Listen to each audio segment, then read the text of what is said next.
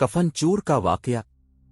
ایک اندھا بھکاری تھا جو اپنی آنکھیں چپائے رکھتا تھا۔ اس کے سوال کرنے کا انداز بڑا عجیب تھا۔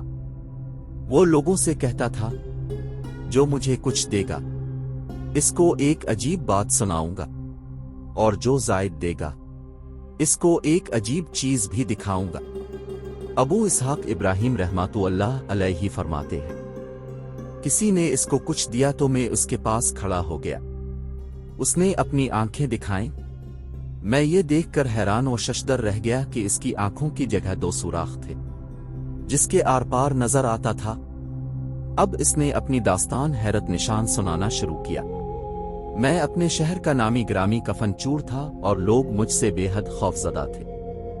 اتفاق سے شہر کا قاضی بیمار پڑ گیا۔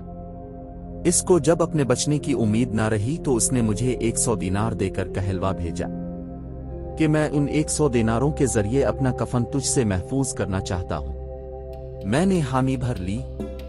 اتفاقاً وہ تندرست ہو گیا، مگر کچھ عرصے بعد پھر بیمار ہو کر مر گیا۔